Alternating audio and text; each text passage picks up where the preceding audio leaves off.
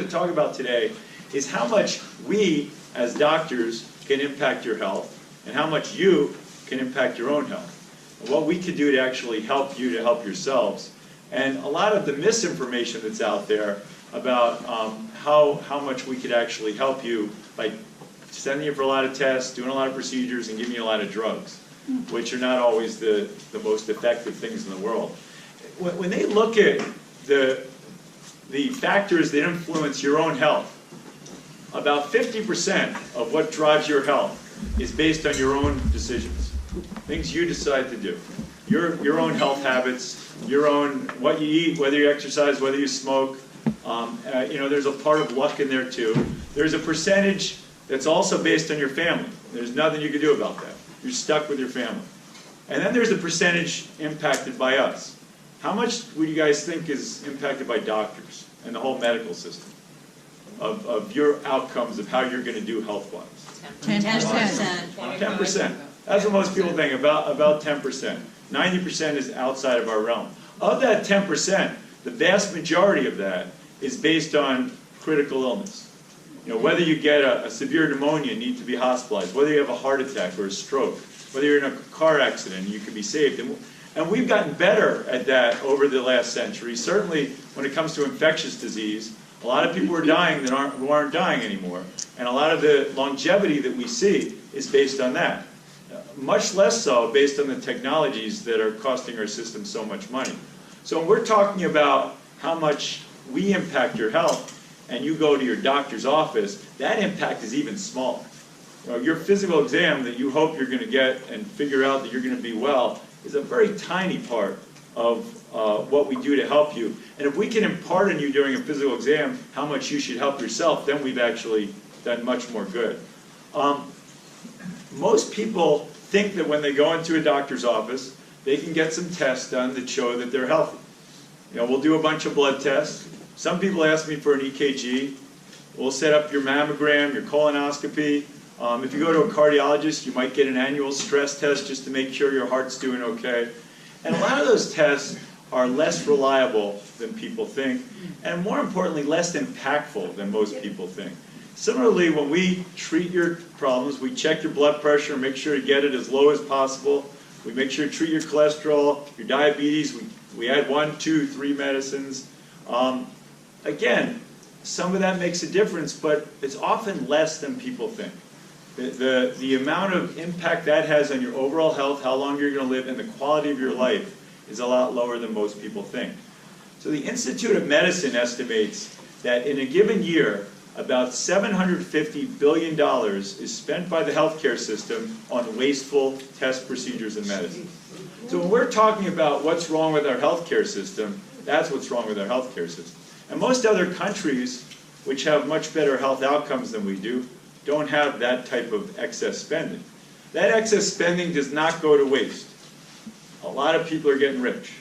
So you can feel good about that. It goes to a lot of specialist doctors, a lot of hospitals, a lot of pharmaceutical companies, a lot of device makers. So that it helps drive our economy. But for you guys, it's not very useful. And there was an article in the New Yorker that talked about what's called low-value healthcare. And it's estimated that, especially in people over the age of 65, about 50% of the healthcare you get is low value, which means it either doesn't help you or it hurts you. And it's important to try to be able to distinguish what type of healthcare is useful and what's not useful, and also to figure out what you could do for yourself. And I'm going to give you some examples of impact of procedures, tests, and drugs. Some of these are on handouts that I have that I'll leave over there. I'll hang them. I'll hold them up, but you guys will see them, but you guys won't. Some of them are a little bigger. I'm going to start with mammograms because mammograms are always a topic in the news.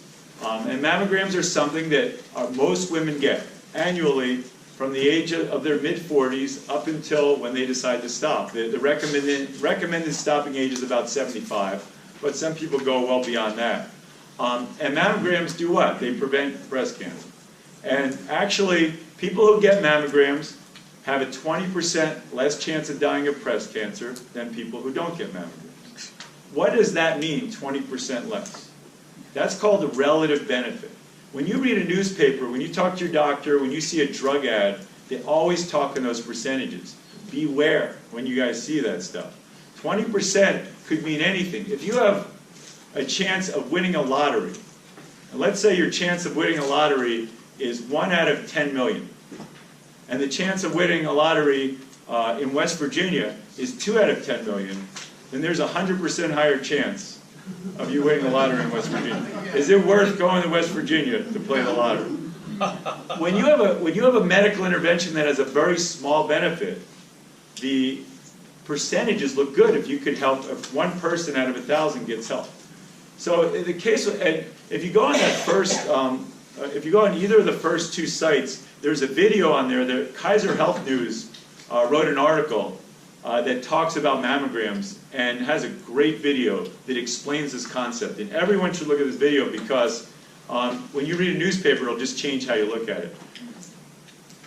Mammograms. This is a theater of 1,000 people. Out of 1,000 people who get a mammogram every year, that's how many breast cancers are prevented. So there's 1 person. How is that a 20% reduction? Because of people who don't get mammograms, 5 out of 1,000 die of breast cancer. Of people who do get mammograms, 4 out of 1,000 die of breast cancer. So that's 20%. That's where you get your 20%. But it's 1 person out of 1,000. So 999 people out of 1,000, or 99.9% of people, did not benefit from a mammogram. Does that mean you shouldn't get a mammogram? It doesn't mean you shouldn't get a mammogram, but it means that it explains to us the impact of this medical intervention. What we think is an absolute life-saving intervention helps a very small number of people. That 1 person has a tremendous benefit from getting the mammogram. The other 999 have 0 benefit. So with all treatments, there are downsides. That's how many people in the life of mammograms will get at least 1 false positive and be told that they have to come back and get more tests. And this is how many people will actually have to get a biopsy to prove they don't have cancer. 64 out of 1,000.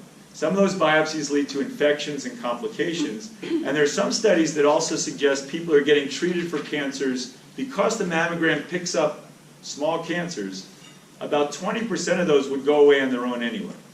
So people are now getting chemotherapy, radiation therapy, surgery for cancers that would never kill them. And there are some studies that suggest that the overall death rate of people who have mammograms and who don't is exactly the same. Because you have these false positives that actually lead to harm. And you'll find with most tests and interventions, this is what you're dealing with. A very small benefit, a risk, but the vast majority of people, it doesn't affect them at all. Recently there's, go ahead. Does the value of a mammogram increase if you're coupling it with, like, say, a genetic predisposition? That's a great question. Okay. So when we're talking about a screening test like a mammogram, the basis of talking about it is you are just the person on the street without any particular risk factors. Once you have risk factors, you have a strong family history, you have a BRCA gene, that's a whole different ballgame. Now your benefit increases markedly. And there are studies which will show what that benefit is. That's why what we call shared decision making means that you go to your doctor's office and your doctor doesn't say, oh, time for your annual mammogram. But rather your doctor says, well, do you want a mammogram? Let's talk about the risks and benefits as applies to you as an individual. And let's see if you want one. I have patients who would say, of course I want one. 1 out of 1,000, that's fine. What's the downside? I don't want to be that 1. Other people say, you know what? 1 out of 1,000, I got needles in my breasts, I keep having to go back for ultrasounds, I'm good, I'll take the 999 chance, I do better than that in life. So again, and if you have a BRCA gene, it's going to be a different conversation. So again, this is shared decision making. Rather than just telling people, you're supposed to do this, that, and the other thing, we have to realize when you deal with medical intervention, there's no free ride. This is going to have a very small impact in your life. This has been shown recently with PSA screening, which is prostate cancer screening. Prostate cancer screening is a blood test that you can get called a PSA, and it can tell you if you have prostate cancer. It's an extremely unreliable test. People with normal PSAs have prostate cancer, people with high ones don't. Sometimes you need to get a biopsy to show if you have it or not, which is a painful procedure itself. And if you have it, you can go for treatment. You can get radiation, you can get your prostate removed, you might go on medicine. I have a lot of patients who say, thank God they got this test because it saved their life. It picked up that prostate cancer before that prostate cancer spread. But here's the rub of prostate cancer.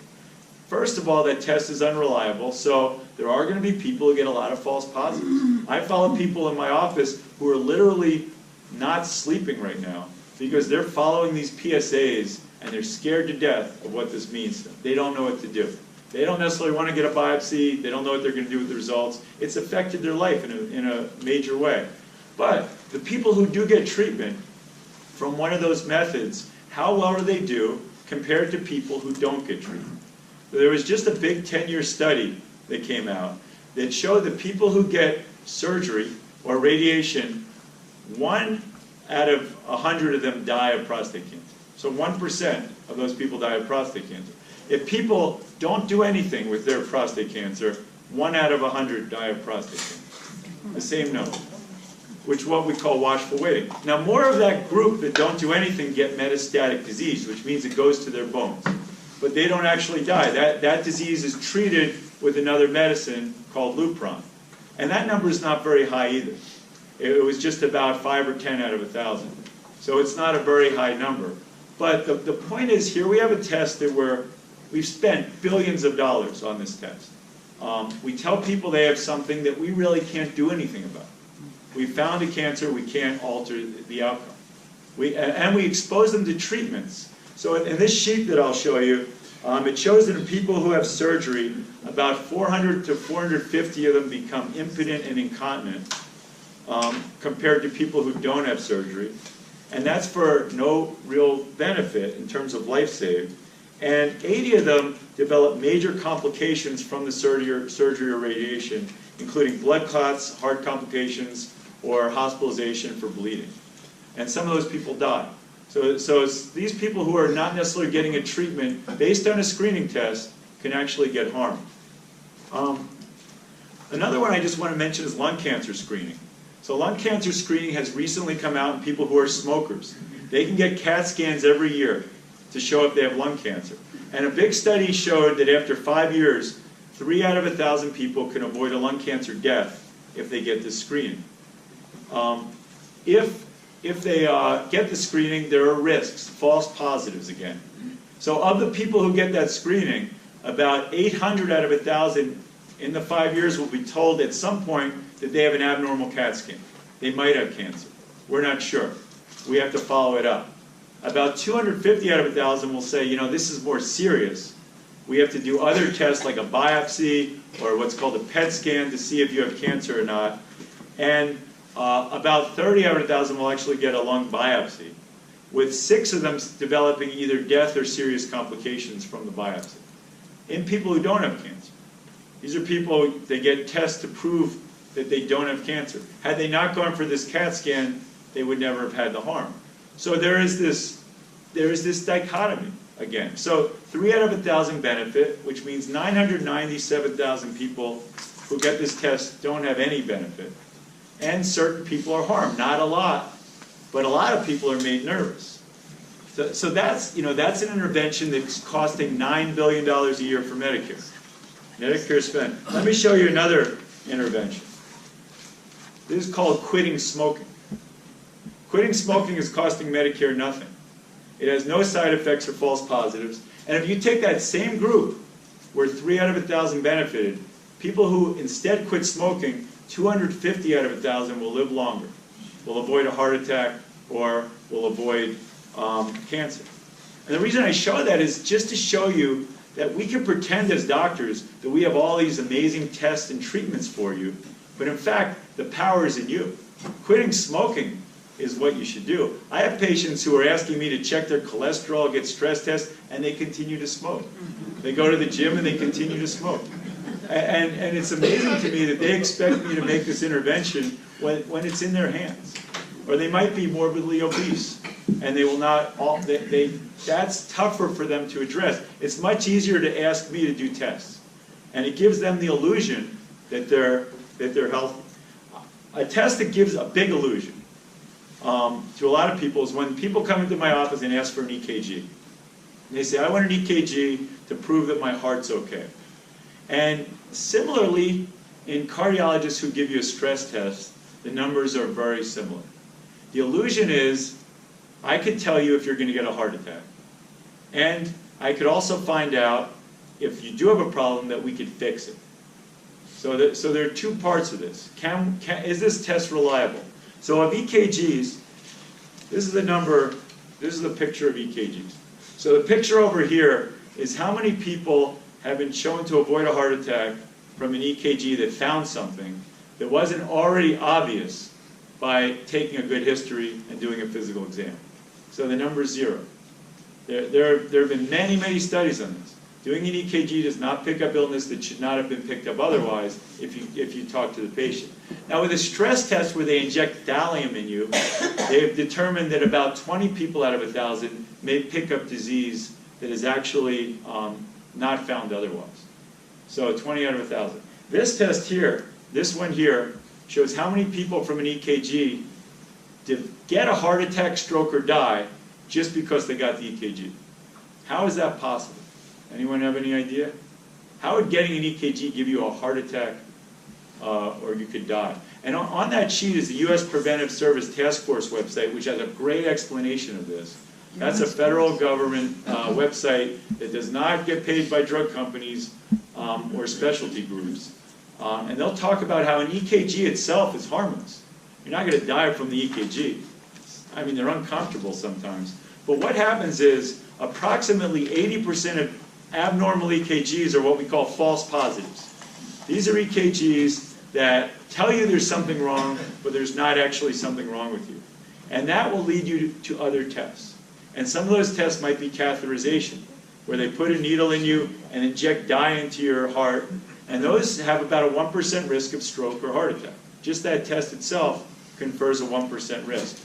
So because this strong false positive leads people who are healthy, who don't have heart disease, to get tests that actually give them heart attacks or strokes, that's why this test is dangerous. And the U.S. Preventive Task Force gives it an F, which means don't do it. I'm sure a lot of you guys get them done.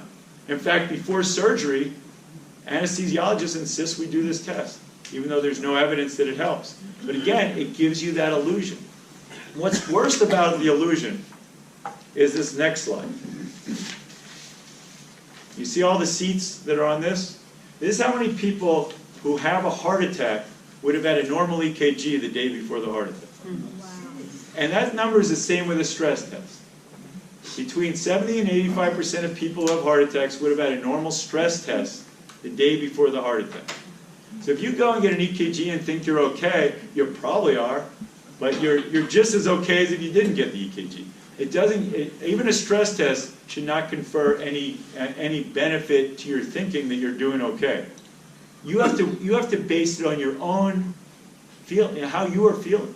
You know, are you getting chest pain? Are you having trouble walking from here to there? Those kind of things are much more revealing to whether you have heart disease. This thing, I've seen people about normal stress tests and then have classic signs of heart disease that they ignore because they think they don't have heart disease. Well, this can't be the heart, so I'm just going to keep taking Prilosec because I know it's not the heart, I just had a normal stress test.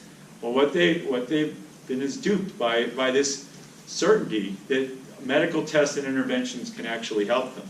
So a lot of it is that just to know that when you go to a doctor and get these tests, you still have to, the tests are not everything.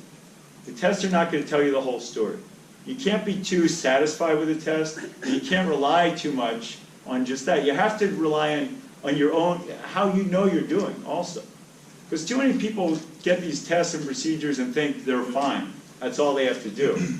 What is really important is it's beyond that.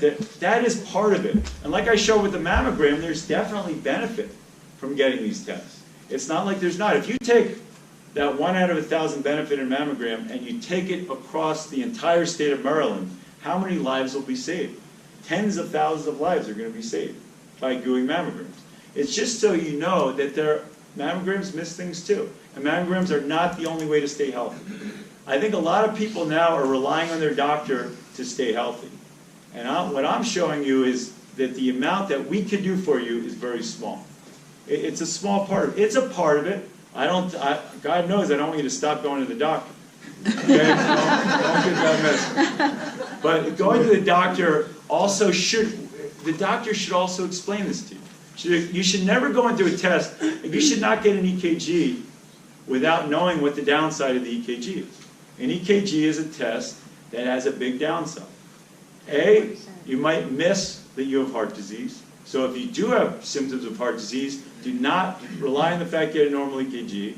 And two, if you have an abnormal EKG, it might lead you down a dangerous road for no good reason. So it's not this magical test that's simply going to make you better. It's not going to do that. These are very nebulous tests that we have. They're as good as we got, and they're good. They help us. What is the use of an EKG? The use of an EKG often is if someone comes to my office with symptoms, not as a screening test, but someone comes and they're having chest pain, or someone comes and their heart's going irregularly. I could use the EKG to find out what's going on in those cases. Instead of using it for every person who goes in, thinking that we're going to somehow find disease that would have been missed otherwise, that's where you run into danger with screening tests. Screening tests, like what you mentioned with the BRCA gene and mammograms, screening tests are much more effective if your what we call pre-test probability of having disease is higher. So if you go in there and you're a smoker, you're going to be much more likely, for instance, to have heart disease. If you're a smoker, you have high blood pressure, you have diabetes, you're much more likely to have heart disease. And some of the tests that we do then are going to be reflected by the fact that we know you're more likely than a 65-year-old guy who's running marathons to have heart disease. I have a question, because you brought up a point, and I know it to be so, that anytime you have a procedure done, they'll say, you have to have a pre-op thing, and Right. they always give you an EKG. Right. Oh, and you have to do it. What would happen if you say, I don't, and based on what you said, because I know personally, last time I went, I had an EKG, and they said, well, this is questionable, we'll have to get back to you. And they never did, and then I was worried about it, and Right, I you're called, worried and they about said, oh yeah, never mind. But getting back to the other thing, what would you do? Do you ever have anybody that says, no, I'm not going to do an EKG, and they still do the whatever procedure they're going to do? Yeah, and it depends on the anesthesiologist. Is that who determines That who it? determines it. Oh, okay. Yeah, so some of them are, a lot of, I get it from different places, some want EKGs, some don't for the same procedure. Yeah, So it really depends on the actual doctor doing it. yeah. Isn't a lot of this defensive medicine driven by the trial lawyers and the fear of? I think that too. I mean, Well, I'm not discounting everything yeah. that you're saying, suggesting that physicians want to feel like they're doing something.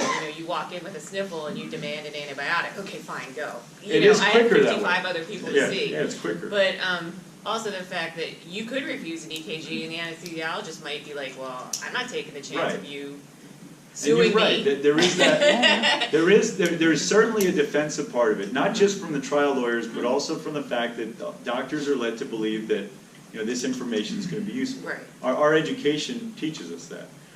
There's also, for a lot of procedures, for instance, if you have a heart stent placed, and you have just one blockage in a blood vessel and you're not having symptoms, studies clearly show that doesn't help you live longer and doesn't prevent heart attacks, and it actually causes more harm than good, versus taking medicine. So we've known that for years, and yet people keep paying for stents. The doctor who makes the decision to put in the stent is getting $2,000 to put that stent in. The system pays $35,000 for the stent. The insurance will pay $35,000. So that $2,000 that you get if you put in the stent means you have a happy patient who thinks you saved their life. You have $2,000. If you go and have this conversation like I'm having now with the patient, which Medicare will pay about $100 for a half hour, and you're going to have contentious people and people are arguing with you, and in the end you say, okay, I'm just going to put in the stent, because I think that's what it comes down to. There is this belief in our American medical system that the more you do, the better. And a lot of doctors believe in it, but a lot of the population believes in it too. And it's being pushed by a lot of the people who are benefiting. In fact, when you read a newspaper article, almost all the time, if you look at a front page article, like there was one about treating blood pressure. that came out this summer. And it said that if you can get your blood pressure below 120, there's a 25% less chance of dying in older people. This, not 2 months later, another article came out that showed just the opposite. And others have done, and we all know that, right? One day one thing's good, and other days another thing's good. The reason is because even that 25% less chance of dying was just a couple people out of 1,000 in that particular study benefit. And the next one, a couple people out of 1,000 went the other way. They actually were harmed. We're talking about small changes. And because of those small changes, you exaggerate them with these percentages, they become front page stories in a newspaper, and that's what health reporters want. They want a big story. And they'll put those, if they say, well, this, if you get your blood pressure below 120, then 2 people out of 1,000 will benefit. That's not going on the front page. So there is certain exaggeration in the press which makes us all a little crazy, a little hyper, that we should be on this drug, this test, that test. And what I'm trying to show is I think you have to look at each of these rationally. That, if you look at, if you have a doctor you can talk to about this stuff, if doctor puts you on every drug that possibly can help you, you'll be on 20 drugs. And then, when you're on 20 drugs, they all interact with each other.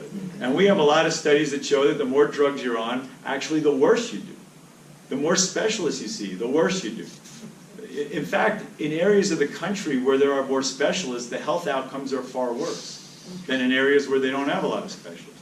Because there's just a lot of over-treatment, over-medicating, because, you have osteoporosis, let's put you on Fosamax, calcium, and vitamin D.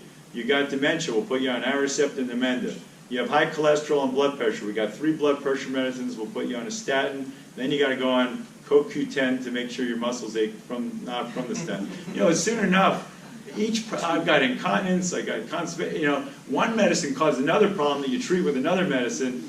And there have been some articles about this recently, thank goodness, that talked about how doctors are now working to get people off medicine rather than on. But one of the points I'm making is that each of these medicines, each of these interventions has a very small benefit. So, even if you look at medicines for, let's say, Alzheimer's disease, and you compare them to placebo. Placebo, this is crazy. The power of placebo is amazing. And if we can give out placebos, we would do that. Somehow it's not ethical. If you give someone a placebo with dementia, about 30% of them not only will think they're doing better, but will score better on a dementia test. 30% of people on placebo. If you give them a dementia drug, about 40% of them will do better on placebo. What the people who give out dementia drugs say is 40% get better, but actually it's 10% over placebo. After about a year, those curves are the same. Placebo and dementia are the same after about a year. They're both pretty good. Placebo is still doing a job. What happens after a year? We have no idea. Every single dementia study ends at a year. So the cynics among us think that maybe placebo starts doing better. But we don't know. But again, you could go, if you have dementia, you might go to a neurologist, a specialist at Hopkins, get an MRI, a CAT scan, go on these drugs, go on 1 drug, 2 drug, but the studies show the benefit's small. What does work for dementia? We know it works. Exercise, Keeping your mind. mental exercise, socialization, being with people, physical exercise is real good. We know this works. And lowering anxiety. Can I ask you a question? Sure. Let me interrupt you. Sure. I have double beat on my heart. Hmm? When I go to exercise, I run out of breath completely. I like to do exercise, but I can't. Right. I'm exhausted. So it's hard then. So you can only do, so even with exercise, so you're limited. Some people are limited by arthritis. Some people are limited by the fact that their balance is so bad that they can't do exercise. Even if when I have surgery, they come out, my eyes, he said, you got a double beat. I said, well, I know Right, every that. time you say, I know it, it's old news already, I got it. But you're right, I mean, you could only do as much exercise as you could do. We're all limited by what we can do, and I'm not suggesting everyone should go out and run a marathon, but frankly, love to, right? No, it's not that great. Frankly, just walking around and staying active is exercise. The exercise is not going out to a gym. Exercise is staying up and on the move. That's all exercise is. Yeah, And they have a lot of studies that show people even in the workplace, when they're moving around versus sitting, their outcomes are much better. Well, I keep my house clean and my cooking every day. That's exercise. So I think there's a big illusion to think that exercise is going to a gym. We don't have to do that. We just want to stay up and moving as long as we can. And even if I tell people, even if they're in a wheelchair, you know, you can just get around. Don't have someone push you. Do whatever you can to keep moving. One of the concerns, and in response to the gentleman that had that other question about why, my mother passed away at 87, but the last year of her life was awful, and it was in and out of hospitals. They were doing more tests, they were trying to get this and that. And I venture to say Medicare probably spent $500,000 that year. That's about average, yeah. You know, I mean, it was really, but she wasn't happy. But she believed everything, I don't want to be disrespectful, the doctor said. Be disrespectful. And you know, it makes, every time I think about it, I can tear up because she could have been home, in her house, and having a nice life. I mean, as best as you could, you know, but it was awful. It was just terrible. And I think that that's one of the things, I wish I had read, I don't know if anybody's read the book, Being Mortal. But anyway. The author of Being Mortal is the one who came up with that 50%, that 50% of people in the Medicare age are getting medical care that's not useful. Then I want to add one other thing. A friend of mine's father-in-law recently died this summer. And he was taken to the hospital. They knew he was going into hospice. He was not going to. Girlfriend walked in, and they were taking him down because he had prostate trouble. But that wasn't his problem. That's not why he was dying. His organs were showing up. To do a biopsy of the prostate. And you know, so it's a money driving thing. And when I think about how much money was spent and what she went through, it really it just saddens me. You all should read the book Being Mortal.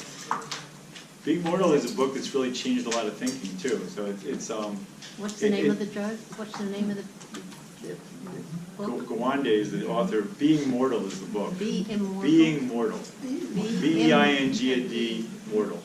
Being Mortal. And if I had read that before all this. Yeah, I suggest everyone read that book or listen to it. Be Immortal. Isn't there a factor when it comes to certain tests? I know a friend of mine had ovarian cancer, died of ovarian cancer, but there were certain tests that were ruled out for her, or certain operations, because of her age at 75. Yeah, I mean, there are age factors in terms of screening tests where we know they're absolutely not effective. For the mammogram, the older you get, the less effective the test becomes, because we're talking lifetime mammogram. At about age 75, there's been shown to be more harm than good in doing a mammogram. And so Medicare will continue to pay for a mammogram if you're 105 years old. They don't care. But they suggest that when we get graded whether you get a mammogram or not. You know, I don't know if you know this, if you go to a doctor and we're sitting there typing on the computer, Yes. what are we typing on that computer? Electronic medical records. But we're typing a script. We're told what to type. This is not necessarily stuff you're interested in when you go see us, but there are certain things we're supposed to ask you, and the note has to be exactly scripted as Medicare tells us, or we can be audited and get in trouble. And some of the stuff we get graded on, and that grade is becoming more inflated starting this year. Starting 2017, that's going to be a big part of how we get paid, is how you guys do in what we call health screening. They're protocols. So if you're 65 and don't get a mammogram, that's a big X on my record. So if I discuss with you the pros and cons of mammograms, and you throw up your hand and say, I'm not getting one, I'm sick of that test, that's bad for me. Best I not discuss it with you. That's the way our grading systems are going now. Shared decision making is kind of out the window. However, when you're over a certain age, like 75, we don't have to discuss it with you anymore. We're no longer graded on that because we know over 75, the benefit of the mammogram is actually lower than the risk. So when that line crosses, we don't have to discuss it. That's similar with certain medicines you take, what your blood pressure is, all that. We're graded on all that stuff. So one of the things that, so we talk about how doctors are pushed to do more because of the legal system. Doctors are pushed more to do more because it's easier. I had one of my earliest doctors I worked with, we owned our own lab. And he said, look, Andy, you can get people out of the room way quicker if you just order a bunch of tests. And then we get money from the lab, and you can see more patients in the day, and they're going to be happier. Win-win all around. So it's easier, like you said, if I give you an antibiotic, whether I discuss the pros and cons of antibiotics, it's much easier to do that. But also, we're pushed to be more aggressive because of these protocols. And the protocols upon which we're being graded are very aggressive protocols that tell us to do a lot of tests, not individualized to specific people. So that's part of the problem. I think one of the things that I find amazing, I'm chaplain at Howard County Hospital. From the time we turned around 55, I would say, most of us are targeted by fear through the medical industry, the industrial side of it all. You know, the evening news is marketed directly to people 55 and over because they're the ones who watch the news. And what do? You get Eliquis, you get all kinds of Prilosec, Trivagen. every form of blue pill imaginable. And it's all meant to kind of say, you need this, and you get acculturated into that world. And then as healthcare issues become part of your reality as you age, there is this kind of fear that people bring to the doctor's office, bring into the hospital all the time. I see it all the time. And so much of it, there's been a couple of doctors I've been really, really impressed with. The woman that came into the hospital and she had a possible stroke, and she coded while she was in the hospital. And then, people come from everywhere. And finally, the doctor from the intensive care unit came out and asked the husband a couple of questions. And, any history of heart? No drug interaction? Oh, no, it's not taking any drugs. And then he walks back into the room, comes back out about 20 minutes later. What about alcohol?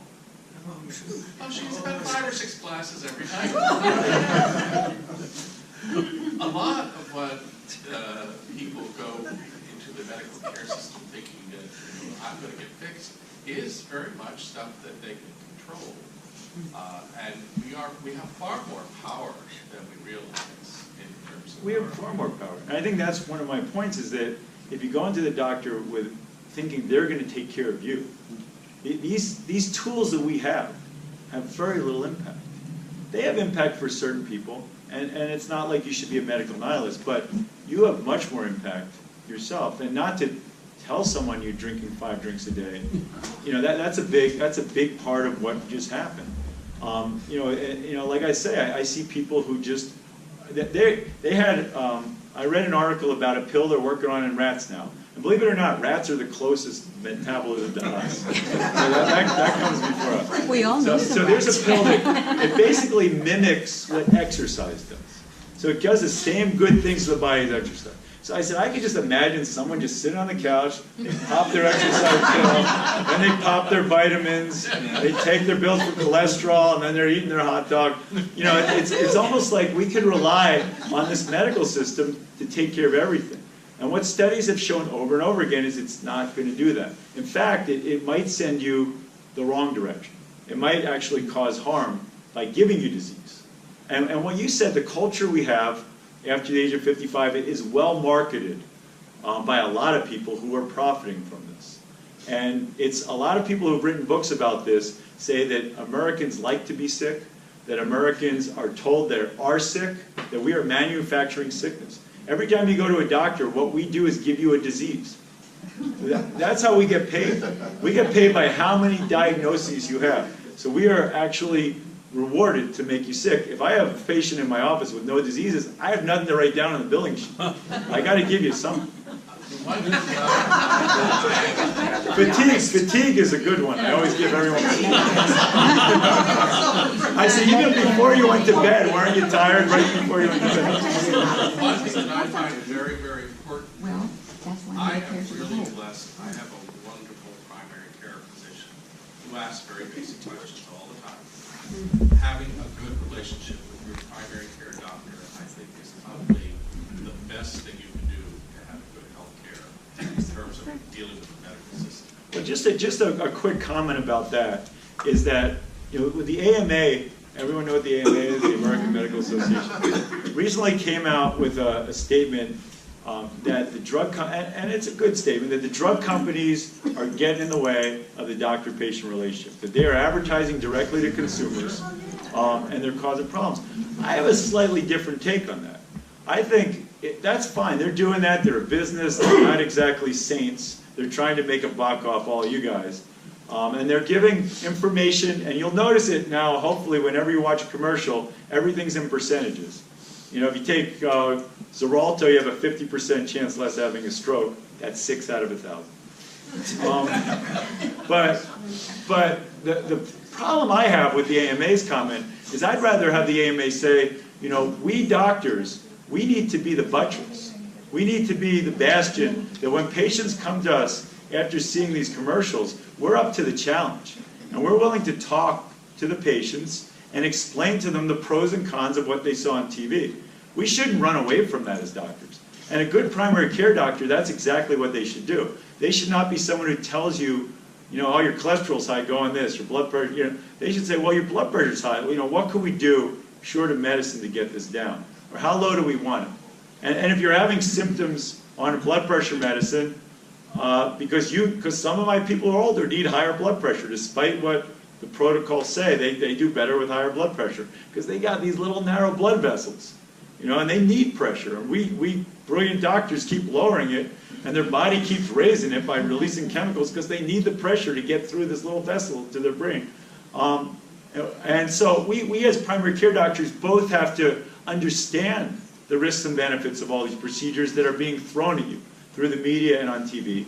And we have to be able to individualize our treatment to you. Not everyone's the same. You know, like I said, one person will look at that mammogram theater and say, yeah, of course I'm getting a mammogram. That's me.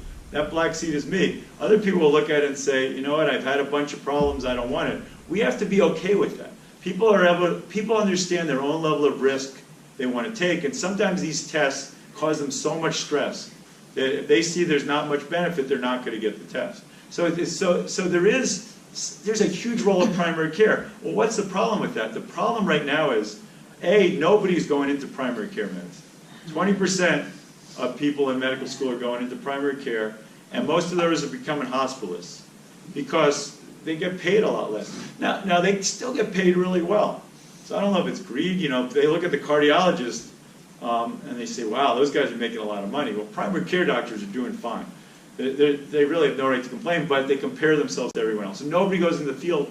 Also, we want to talk to you about those things, but our visits are getting shorter. And what we have to do during that visit is write that note. We have to ask you those questions on the note, Write it all down. and we have to get it all in the computer. One of those organizations I mentioned, Care That Matters, is working on this issue, trying to get it so, you know, when you go to your primary care doctor, the agenda is yours, not the primary care doctor's. It's up to us to ask you certain questions and to make sure that we at least discuss certain aspects of your health. It's up to you to tell us what's wrong with you. Because just like with the EKG, I learn a lot more from listening to how you're walking. You know, when I say, are you doing any exercise? And you say, well, no, because I can't walk from here to the room now, I'm getting short of breath. You weren't going to tell me that maybe, because you thought you're getting old, so that's supposed to happen. But in fact, that's a huge clue that you might have heart disease. And you still might have a normal EKG. The EKG is not telling me that. It's talking to you, it's telling me that. And what's being taken away from the doctor-patient relationship is sitting down face-to-face, not me staring at a screen, but face-to-face talking to you, listening to you, and trying to use those clues to figure out how to help your health. Much more than just going through this list of tests you're supposed to get, drugs you're supposed to be on, You know, even something like a statin cholesterol medicine, which of all the medicines out there is the best, most effective medicine that I've ever seen in my lifetime for a certain group of people.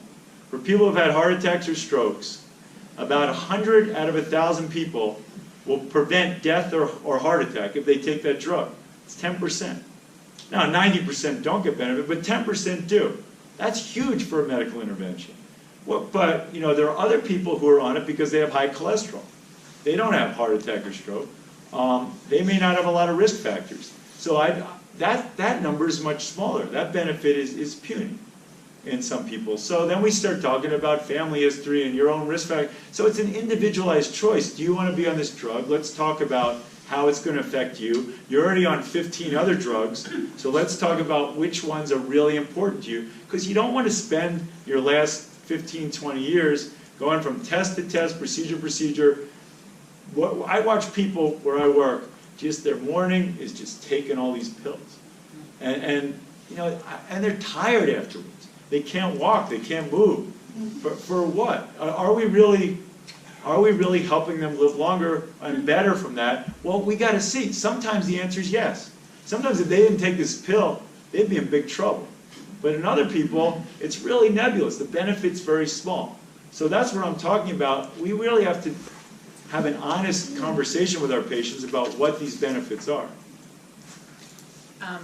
I'm just a few years younger than all of you, and I'm really kind of hoping that Medicare it will go away. There will be not a penny left in it by the time my Well, if we husband keep and I. spending $750 Correct. billion But a no, year. really, I kind of hope it goes away, because then physicians, other primary care physicians like you, then will decide, look, I'm not even signing on to Medicare. Like, you get paid virtually nothing.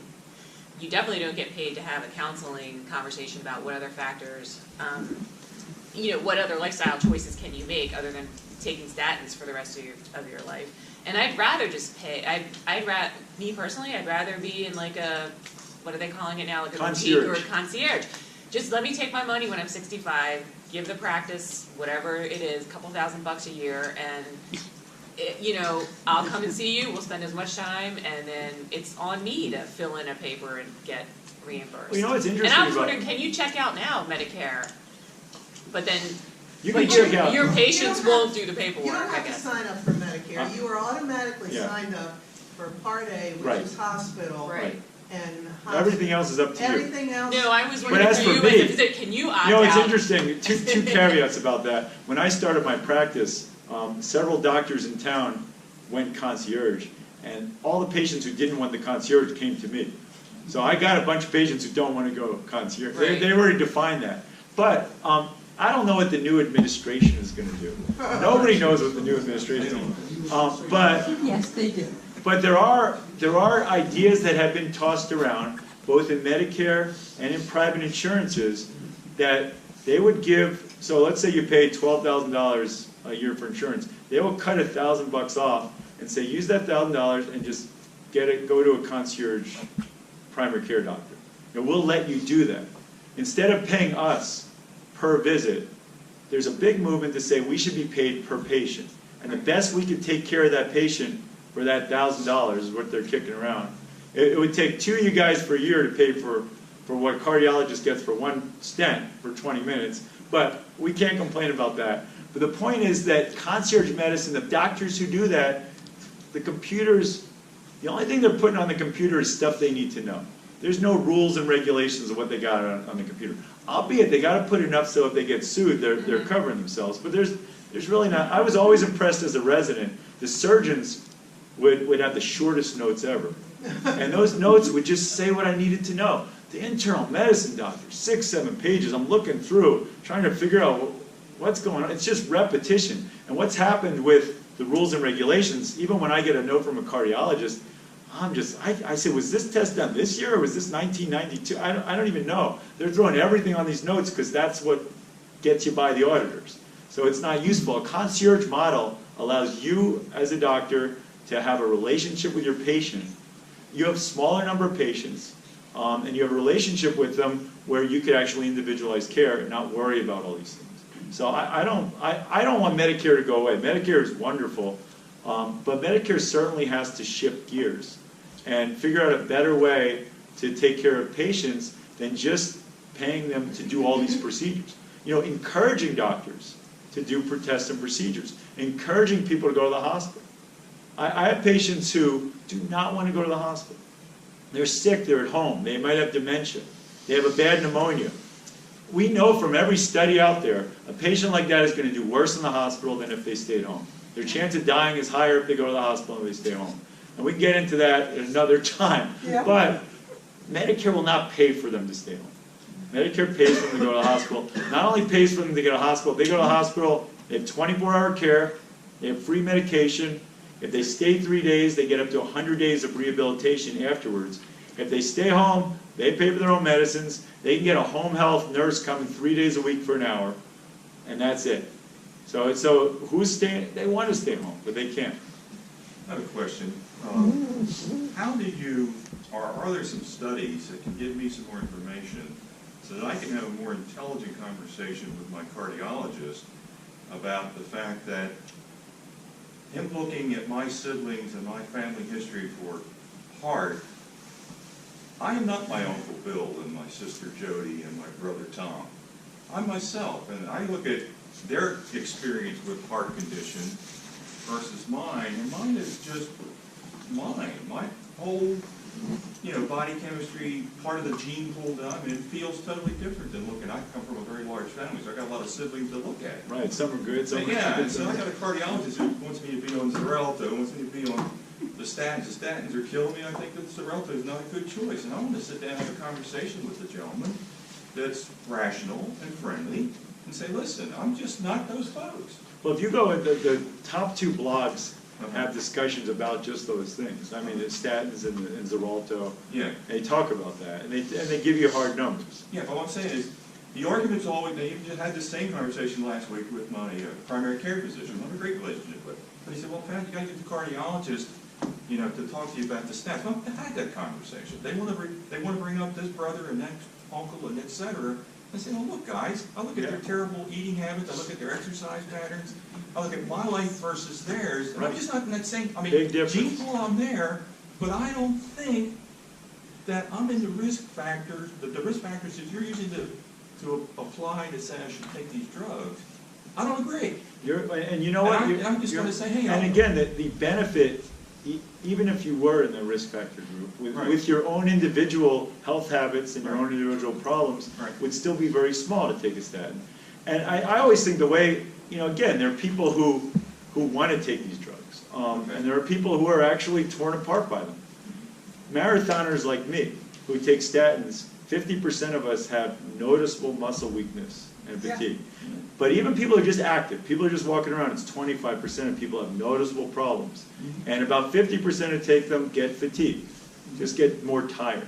Noticeable, not subtle. So there are downsides. These are not death, they're not going to kill you, but their quality of life down. And about 10% of people on statins get diabetes.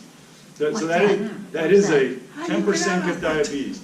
Oh, diabetes. Yeah, see, but again, we can take care of that. So what you want to, I always say that there is a risk of doing a test or intervention or taking a drug, and there's a risk of not doing it. And you have to be, and it's really behooves the doctor to give you those risks and benefits, and then it's up to you to decide. If they say, well, you don't take a statin, you might have a 25% higher risk of having a heart attack. First thing you should say is 25% of what? Because that number is probably very small. It's probably maybe 5 out of 1,000. And then you say, but you're guessing that I'm the same as my brother. So I know deep in my heart that I'm not in that category. It's probably lower than that. And I'm good. I'm good not taking it. You make your own decisions. But there's this scare. You feel like if you don't take this stuff, you're going to drop at any point. And that's always thrown in there. Why are they then giving it more to the 40 and 50-year-olds now than ever before? I have children in the late 40s, early 50s, and because their cholesterol came down a little bit high, that they decided that their doctor said, we're going to put you on a statin, and they're saying that it's becoming the drug of choice even for the younger people. It is. Look, one of the reasons I didn't go into pediatrics is we had someone come in the office when I was a medical student who asked for cholesterol level in the kids because they wanted to put them on cholesterol level. It's gotten out of hand. And again, the There are certain people who are younger who might benefit. But you have to look at the pros and cons. This is something, and I don't have time to get into this, but the actual cholesterol number itself is a very weak risk factor for heart disease. It's not a strong risk factor. And they've shown this. People who show up to the hospital with heart attacks, it's a scattergram. As many have high cholesterol as low cholesterol. So just treating that number, that cholesterol number, does not confer a lot of benefit. What a lot of people suggest, and they have a battle going on between two journals in England about this, British Medical Journal and Lancet, who completely disagree on this. And again, the numbers are small, so they can take sides. But what is important, even for a 40-year-old, is not what their cholesterol is, but what their other risk factors are. So if they have high blood pressure, it's badly controlled. If they have diabetes, it's poorly controlled. If they're overweight, and if they smoke, then they actually might benefit from being on cholesterol medicine, regardless of their cholesterol. But the benefit's small. But they might. But again, it's up to the doctor to actually intelligently discuss that with the patient, rather than say, oh, let's measure cholesterol, oh, it's high, let's put you in a statin. Because a lot of cardiologists want to put statins in the water. They think they're that good.